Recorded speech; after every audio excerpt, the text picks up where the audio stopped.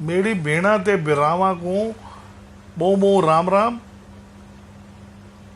पहले मैं जेड़ी वीडियो बना के तो दिखाई है वो तुसा बहुत पसंद की है, तो तुहाडी फरमाइश के उत्ते मैं दूजी वीडियो बनेंदा पिया कि तुहानू बहुत पसंद आसी। ते पसंद आवन तो बाद तुसा अपने कमेंट्स करो। इंदे बाद के थींदे कि जेड़ी दुकान मैं चलेंदा पिया उथाई मेरे को टाटा कंपनी वाले माल सप्लाई करेने हैं। उन्हां दा सेलमैन रविंदर कपूर आंदे मेरे कोल ते वो मेरे को माल सप्लाई करेंदा पे, ते उन्हें नाल मेरा थी वेंदी है दोस्ती। ते वो आदे राजू यार मैं तेरा माल बेचना शुरू कर देना। मैं कहा तू नौकरी की करेगा, नौकरी में छोड़ देना। मैं कहा ये ना कर यार, तू नौकरी ना छोड़। वो आदे नहीं मैं नौकरी छोड़नी है, मैं खुश नहीं हैगा, मैं अपना काम करना है। तो वो नौकरी छोड़ के आवेंदे वो के करेंदे बस साढ़े नाल पार्टनरशिप के उत्ते काम कर गिंदे साबन का। तो वो मेरे को कुछ पता को ना इलाकों का, मेरे को घिन वेंदे कल्याणपुरी, त्रिलोकपुरी, खिचड़ीपुर, शक्करपुर। तो मैं उन्हें नाल वन के मार्केट करनी शुरू कर लेना। उन्हें के कीते बाद मेरे को 4 डेरे के अंदर आर्डर घिन के दे दिते, तो मैं उठाई माल सप्लाई कर दिता। उन्हें बाद उन्हें एक दोस्त आई चंदन मोहन, वो भी आ गया मेरे को, आदे मैं भी यही काम करना है। मैं कहा भी तू भी कर लै। तो उन्हें मेरे को इलाका करवा दिता गांधीनगर, भगवान दास कोठी, नेहरू गली, मुखर्जी गली, ते मुल्तानी महल्ला। उठाई बात उन्हें भी काम शुरू कर दिता। तो मैं कहा भी मैं कोई तेरे नाल वो ना करे सा, तू अपना करदा रहे, असा अपना इनू करेंदे रहने। तो ऐसा करना शुरू कर दिता। उसके बाद जैसे ही मेरा काम ठीक होना शुरू हो गया तो क्या हुआ कि मेरी छोटी बहन का रिश्ता आया। मेरे पापा के दोस्त ने दिया, तो वो हमें रिश्ता पसंद आ गया। हमने छोटी बहन की शादी कर दी। यहाँ से फिर मेरा राइज अप होना शुरू हो गया। तो जीजाई से मेरी दोस्ती हो गई। तो फिर हमारा को ये जगह छोटी पड़नी शुरू हो गई। तो फिर मैंने क्या किया, एक प्लाट ले लिया अशोक नगर में। तो उसके ऊपर लेंटर से मैंने फैक्ट्री बना दी। लेंटर से फैक्ट्री बना दी और जैसे ही फैक्ट्री बन रही थी वहाँ कस्टमर आने चालू हो गए। तो फैक्ट्री, ये वाली फैक्ट्री हमने क्लोज करके वहाँ शिफ्ट कर दी। तो वहाँ जैसे ही हम गए, भगवान की बरकत देखो कि हमारे पास सुबह ही 7 बजे लाइन लगनी शुरू हो गई माल की। गली मोहल्ले में फेरी वाले लोग आने शुरू हो गए और ये नहीं पता कहाँ कहाँ से लोग आए, उन्होंने माल लेना शुरू कर दिया। हमारे पास दोपहर 12-1 बजे तक सारा माल ही खत्म हो जाता था, बचता ही नहीं था माल।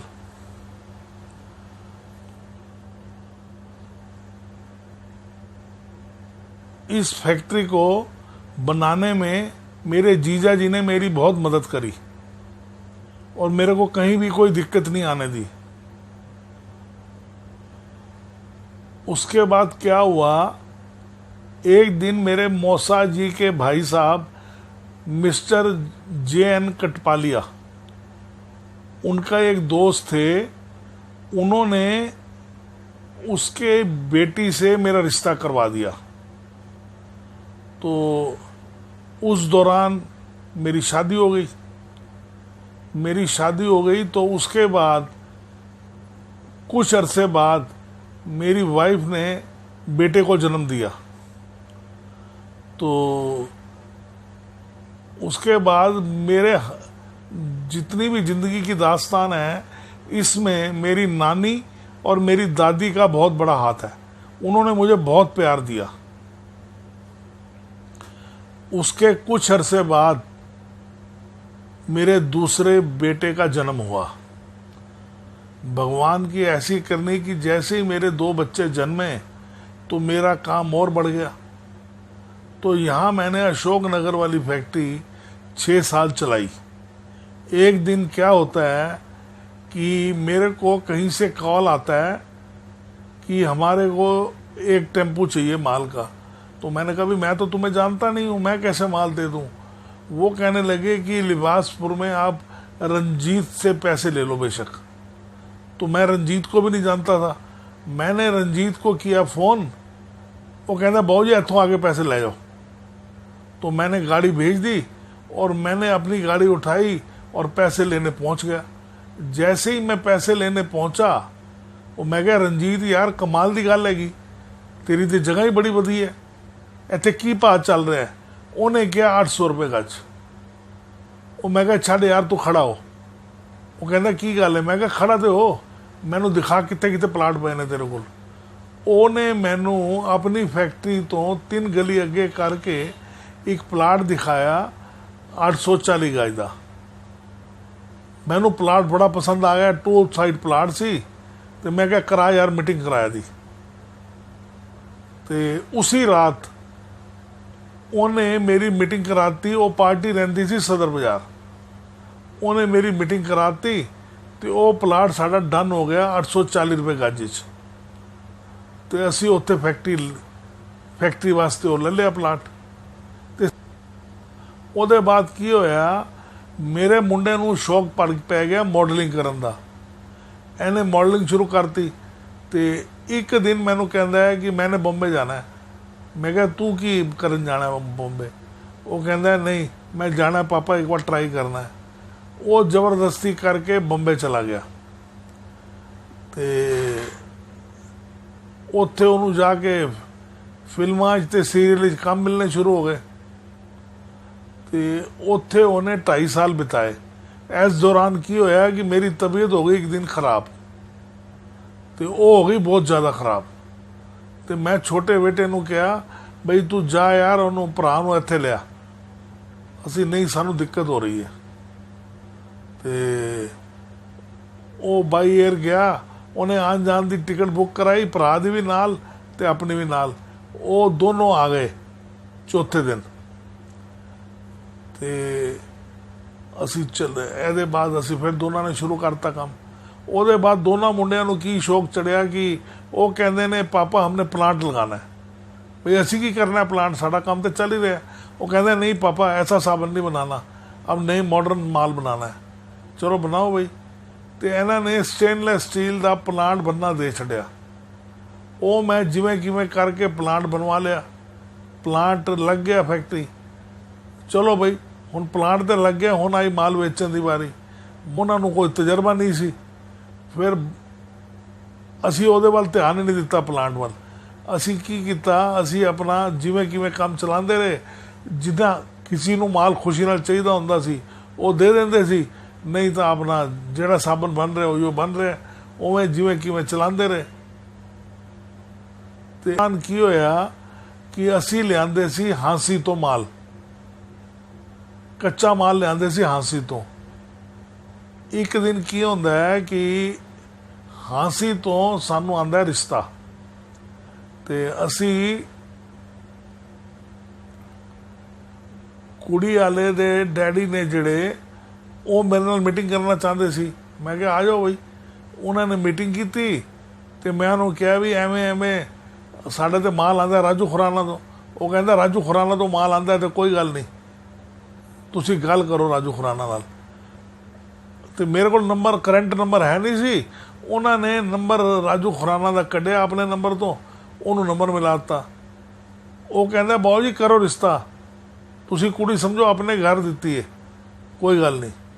तो एवें करते करांदे मेरे वड्डे बेटे का रिश्ता हो गया। जैसे ही हम लिबासपुर आए तो वहाँ मुझे पता चला कि मेरे मामा जी की बेटी आईसीआई बैंक में काम करती है। तो मैं वहाँ से गया उसके बैंक। तो उसने मेरा अकाउंट खोल दिया। उसका नाम है विनीता अरोड़ा। तो जब भी मुझे बैंक में कोई काम करता, मैं काम पड़ता तो मैं उसके पास चला जाता। वो इमीडिएट मेरा काम कर देती, मेरा टाइम वेस्ट नहीं होता। फिर उस दौरान क्या हुआ तो उसने मेरे से कहा कि भैया जा ही रहे हो घर तो मुझे भी ले जाया करो। तो वो मेरे घर पे आ जाया करती 8 बजे, हम इकट्ठे ही आ जाया करते। तो ऐसे 1-1.5 घंटा हमारा विनीता अरोड़ा के साथ संपर्क बना रहा।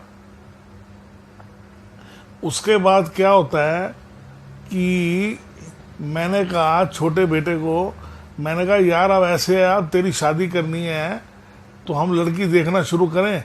वो कहता है नहीं पापा मैंने तो लड़की पसंद कर रखी है।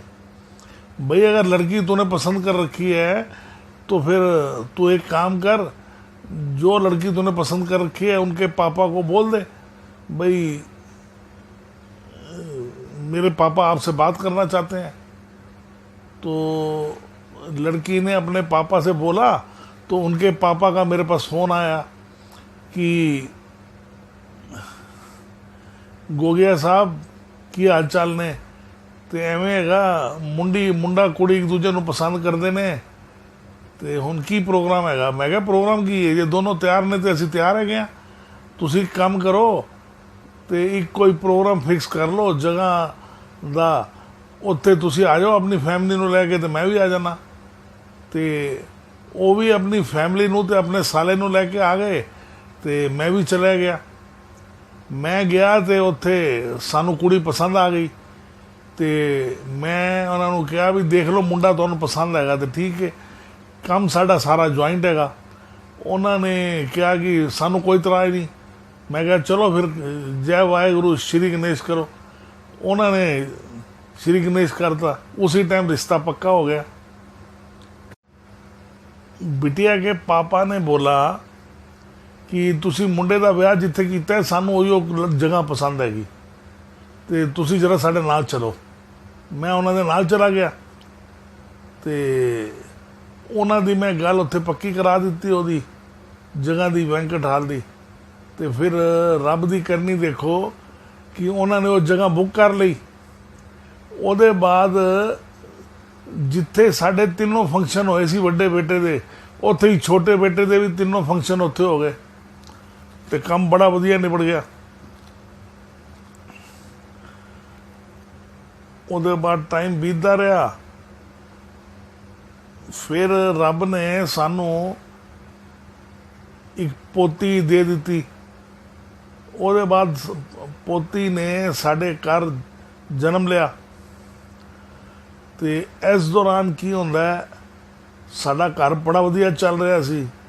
ਇਸ ਦੌਰਾਨ ਪਿਛਲੇ 1.5 ਸਾਲ ਪਹਿਲੇ ਮੈਨੂੰ ਫੈਕਟਰੀ ਬੈਠੇ ਬੈਠੇ ਹੋ ਗਿਆ ਬ੍ਰੇਨ ਹੈਮਰੇਜ। ਤੇ ਉਸ ਦੌਰਾਨ ਸਾਡਾ ਕੰਮ ਸਾਰਾ ਡਿਸਟਰਬ ਹੋ ਗਿਆ। ਤੇ ਫਿਰ ਹੁਣ ਰੱਬ ਦੀ ਦਇਆ ਨਾਲ ਸਭ ਠੀਕ ਹੈਗਾ ਤੇ ਸਾਡਾ ਜਿਹੜਾ ਬਿਜ਼ਨਸ ਹੈਗਾ ਸਭ ਜੁਆਇੰਟ ਹੈਗਾ। ਦੋਨੋਂ ਬੱਚੇ ਤੇ ਮੈਂ ਇਕੱਠੇ ਹੈਗੇ ਆ ਫੈਕਟਰੀ ਤੇ ਸਾਡੀ ਰੋਟੀ ਵੀ ਇਕੱਠੀ ਹੈਗੀ। ਸੰਬੰਧ ਸਾਡੇ ਆਪਸ ਵਿੱਚ ਹੁਣ ਤੱਕ ਬਹੁਤ ਵਧੀਆ ਹੈਗੇ ਨੇ ਤੇ ਅਸੀਂ ਘੁਲ ਮਿਲ ਕੇ ਪਰਿਵਾਰ ਚੱਲ ਰਿਹਾ ਹੈ। ਵਾਹਿਗੁਰੂ ਦੀ बड़ी कृपा हैगी। अब मैं बिल्कुल तंदुरुस्त हूँ और फैक्ट्री डेली आ जा रहा हूँ बच्चों के साथ। हम तीनों बाप बेटा मिलके इकट्ठी फैक्ट्री चला रहे हैं।